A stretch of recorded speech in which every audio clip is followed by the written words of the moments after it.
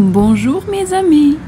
Heute nehme ich euch mit auf einen schönen Spaziergang zum Strand von Golfe-Juan und dann über den schönen kleinen Hafen und ich erzähle euch dann so ein bisschen was über diese Stadt, warum ich überhaupt in dieser Stadt bin und ja, ob ich es mir vorstellen kann, in dieser Stadt zu leben und warum vielleicht nicht.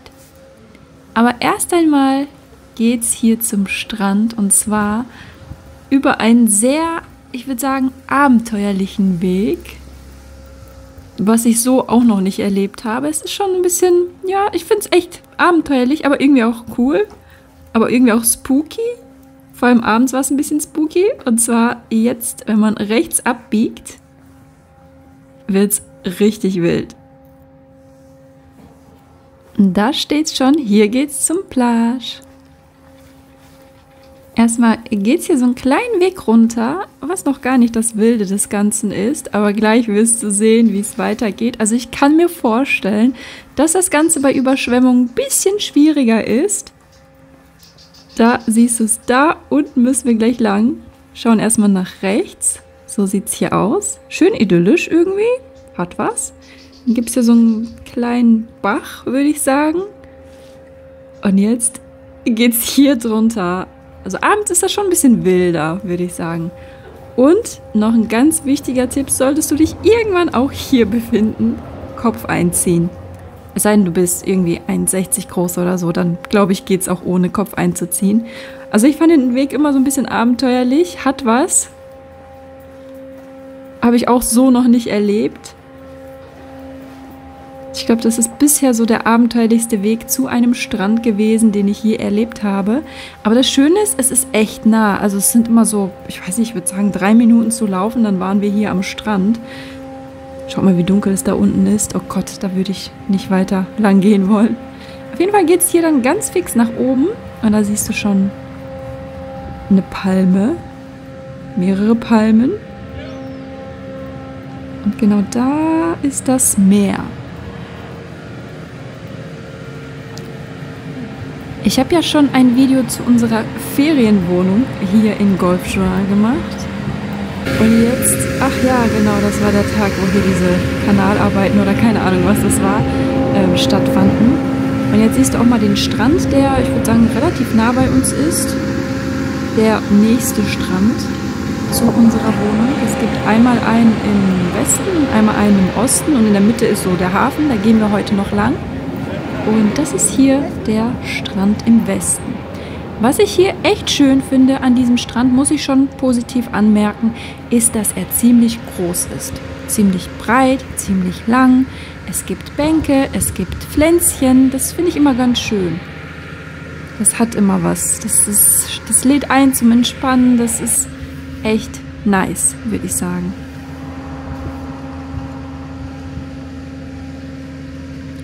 Aber wie du schon vielleicht so ein bisschen erahnen kannst, ist das Ganze nicht ganz meine Stadt. Ich möchte dir aber einmal kurz schon mal erzählen, warum ich überhaupt in dieser Stadt bin. Wer mich und meinen Content schon so ein bisschen länger verfolgt, weiß, dass ich irgendwann plane, vielleicht auszuwandern. Wohin genau, ich bin mir noch nicht sicher. Wer mich kennt, weiß, dass ich die Côte d'Azur sehr liebe, deswegen mache ich jetzt auch diesen Content zur Côte d'Azur, zu den wunderschönen Orten, die ich alle so liebe und das Leben dort. Und Golfe-Juan war auch so ein bisschen auf meiner Liste der Städte, die ich mir mal anschauen wollte. Ich schaue mir ganz viele YouTube-Videos an, ganz viele Walking-Videos zu Städten an der Côte d'Azur, sei es in Cannes, in Antibes, Golfe-Juan, Juan-les-Pins, diese ganzen Städtchen, weil ich diese Ecke sehr mag. Und deswegen dachte ich mir auch, okay, Golfe-Juan schaue ich mir mal an. Ich hatte echt schöne YouTube-Videos gesehen zu dem Hafen dort, zu den Stränden. Da dachte ich so, hey, das sieht ja echt teilweise idyllisch aus, teilweise auch echt so hübsch, angenehm. Da will ich vielleicht mal eine Woche oder ich glaube, wir waren 9 Nächte oder so, will ich mir mal hin und mir das Ganze anschauen. Und jetzt startet auch schon unser Weg am Hafen. Echt hübsch, ich liebe Häfen, muss ich ehrlich zugeben. Hier sind so kleinere Bötchen, manchmal auch größere Bötchen. Nicht so groß wie die in Monaco oder im großen Hafen von Antibes, aber trotzdem echt schön. Also ich mag Hafenatmosphäre sowieso immer. Und ich habe mir gesagt, das möchte ich mir mal live ansehen. Wäre das vielleicht ein Städtchen für mich, um dort, ja, vielleicht irgendwann mal hinauszuwandern? Weil ich habe das als relativ ruhig wahrgenommen, auch in Social Media, im Vergleich zu Cannes und Antibes und den ganzen Städten. Und ich dachte, okay, vielleicht wäre das was für mich. Ist alles ein bisschen ruhiger, die Strände sind vielleicht nicht so voll, man kann an einem Hafen spazieren gehen. Und deshalb habe ich gesagt, okay, schauen wir uns diese Stadt mal an. Ja, und dann hatten wir als allererstes halt diese Probleme mit der Wohnung, wo ich jetzt im Nachhinein auch denke, das ist irgendwie so ein Wink mit dem Zaunpfahl, weil ja, vielleicht will mir da irgendwie das Schicksal sagen, nee, Marina, diese Stadt wird es nicht für dich. Ich hatte auch im Vorfeld einiges schon gelesen über diese Stadt, auch über diesen Stadtteil. Das gehört ja zu Vallauris und Vallauris hat nicht den besten Ruf an der Côte d'Azur. Ich will jetzt gar nicht zu sehr ins Detail gehen, ihr könnt auch selber ein bisschen googeln und euch so ein bisschen informieren. Ich will auch gar nicht diese Stadt oder diesen Stadtteil schlecht reden, weil da wohnen Leute, die fühlen sich da wohl und das ist wirklich so meine subjektive Wahrnehmung, meine subjektive Meinung. Ich habe auch gesagt, okay, ich lasse mich jetzt nicht zu sehr leiten von diesen ganzen Berichten, die man so online liest. Ich will mir wirklich selber ein Bild von dieser Stadt machen. Also sind wir dahin. Und ich muss jetzt gestehen, so nach diesen 8, 9 Tagen, nee, das wird's nicht. Das ist jetzt wirklich nicht so vergleichbar mit Cannes oder Antibes. Positiv ist natürlich, es ist alles ein bisschen ruhiger, es ist alles ein bisschen leerer, es ist günstiger, zumindest die Wohnungen. Ob man jetzt Ferienwohnungen mietet, ob man sich jetzt vielleicht irgendwann eine Immobilie kauft. Es ist alles ein bisschen günstiger und natürlich hat das Ganze seine Gründe. Ich weiß nicht, womit man es vergleichen kann, aber wenn man da auch durch die Straßen in der Stadt, also im Stadtteil Golfe Juan, wenn man da so ein bisschen langläuft, es fällt einem so ein bisschen einiges auf. Ich weiß, dass in Cannes und in Antibes die Straßen halt oft geputzt, gewaschen werden. Also die Städte, die werden da echt immer auf Vordermann gebracht. Ich glaube, hier ist das nicht so der Fall. Ich habe am Hafen eine tote Ratte gesehen. Ich habe häufiger Hundeköttel gesehen, die nicht weggeräumt wurden. Es ist, also ich will jetzt echt nicht übertreiben, ne? Aber ich meine, es hat einen Grund, warum ich die anderen Städte an der Côte d'Azur so liebe. Und das ist halt zum einen auch die Sauberkeit und dieses wirklich von mir subjektiv wahrgenommene Sauberkeit und Wohlbefinden und dieses, boah, schön, so mag ich es, so. Und hier hatte ich so ein bisschen das Gefühl, okay, kann ich auch gleich in meiner Stadt in Deutschland bleiben, wo ich gerade wohne. Und das ist in Lünen und wer von euch vielleicht Lünen kennt, ich würde sagen, also ich vergleiche halt diesen Stadtteil Golfe Juan, Vallauris, also ich war nicht in Vallauris, aber ich meine, wenn ich Golfe Juan gesehen habe, kann ich mir so ungefähr ausmalen, wie Vallauris aussieht. Noch ein bisschen schlechter vielleicht. Und ich würde sagen, das Ganze hat so ein bisschen so ein Flair von Lünen Süd, Lünen Brambauer. Also die Leute, die diese Stadtteile kennen, die wissen, wovon ich rede. Es ist halt zum einen das Klientel, was da so rumläuft. Oh, boah, Leute, ey, das soll jetzt echt kein Hate-Video werden oder so, ne? Aber es ist einfach so meine Wahrnehmung und ich bin da ganz auf so einer hochsensiblen Ebene unterwegs und wenn ich spüre, nee, unwohl, dann ist es einfach nichts für mich. Ich weiß, dass andere da viel lockerer mit umgehen, viel entspannter sagen, ach, nö, stört mich nicht. Aber ich habe da wirklich so ein bisschen so ein Gefühl, okay, nee, da sind mir die Leute doch ein bisschen, also nicht ganz meins, so.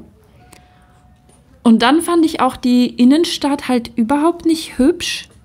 Das war klar, wenn man aus Cannes kommt, aus Antibes kommt, also es hat mich nicht angesprochen. Es kann ja auch es gibt auch kleine Städte, kleine Dörfer an der Côte d'Azur, die dann einfach so ein Flair haben und die dann einfach ein bisschen ordentlicher sind, wo man sagt, hey, das spricht mich an. Also es muss ja nicht komplett Cannes, Monaco und keine Ahnung was, so dieses komplett krasse Flair sein, aber so ein bisschen, ne, ihr wisst, was ich meine. Und diese Innenstadt hat mich nicht angesprochen, diese Cafés dort, die Leute, die da rumsaßen, das war alles so ein bisschen, ich sag ganz ehrlich, es ist halt ein ärmeres Dorf, eine ärmere Stadt und dementsprechend entsprechende Leute wohnen da auch. Ich möchte das auch auf keinen Fall schlecht reden oder so, aber ich habe mich nicht wohl gefühlt. So, ganz einfach, subjektiv, platt gesagt. Und ich habe mich auch abends nicht wohl gefühlt, als ich dann Too Good To Go Tüten abgeholt habe. Das war in anderen Städten ganz anders. Da habe ich sogar abends irgendwann im Dunkeln eine Pizza abgeholt vom Bahnhof Juan-le-Pin. Da in der Nähe gibt es so eine leckere Pizzeria.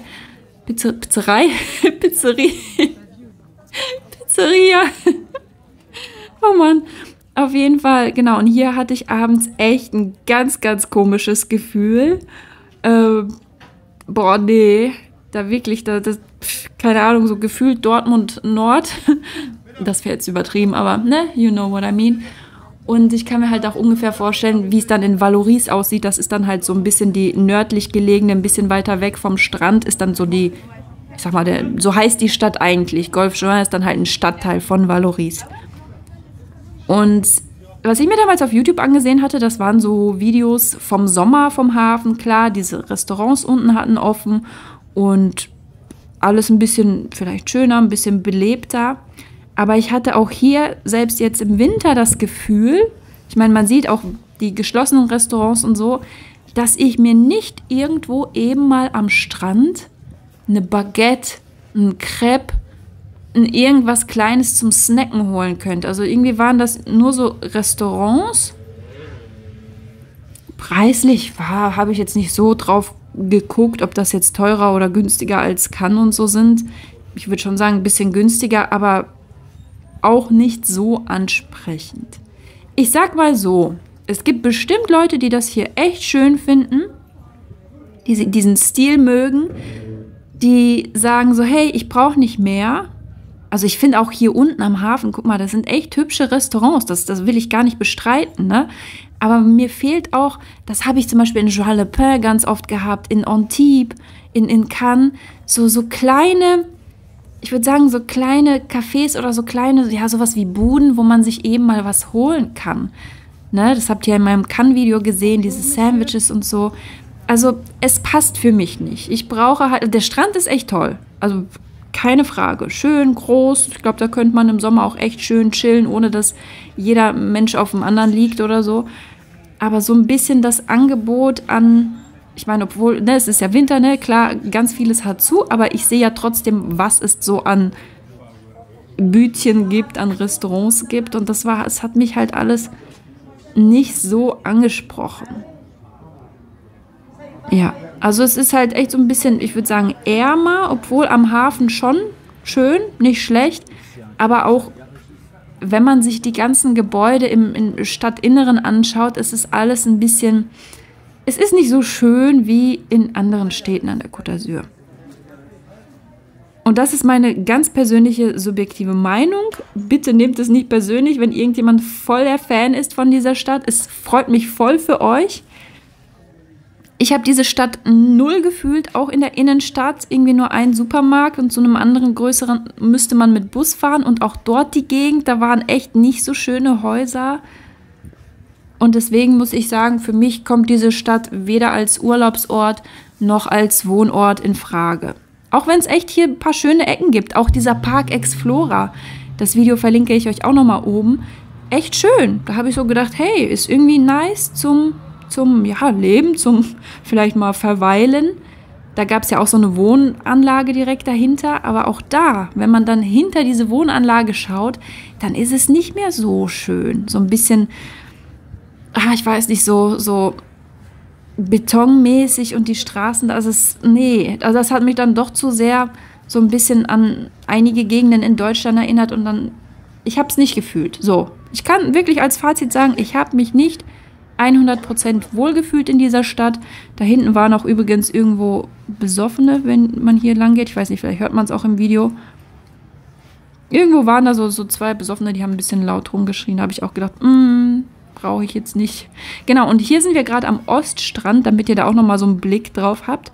Auch schön groß, alles nice. Aber auch hier wüsste ich jetzt nicht, wo ich mir eben mal was zu essen holen könnte. Hat seine Vor- und Nachteile, weil dann ist es vielleicht ein bisschen leerer, nicht so voll. Aber wie gesagt, I didn't feel it. So, vielleicht sieht das jemand von euch anders, vielleicht war jemand von euch schon mal dort. Schreibt es mir gerne in die Kommentare. War echt nicht meins, also ich fand es auch echt in der Stadt, weil das war so verwinkelt, fand ich echt nicht entspannend, da irgendwie lang zu laufen. Ja, alles ein bisschen ärmer, alles ein bisschen, ja, nicht so nice. Das ist mein Fazit.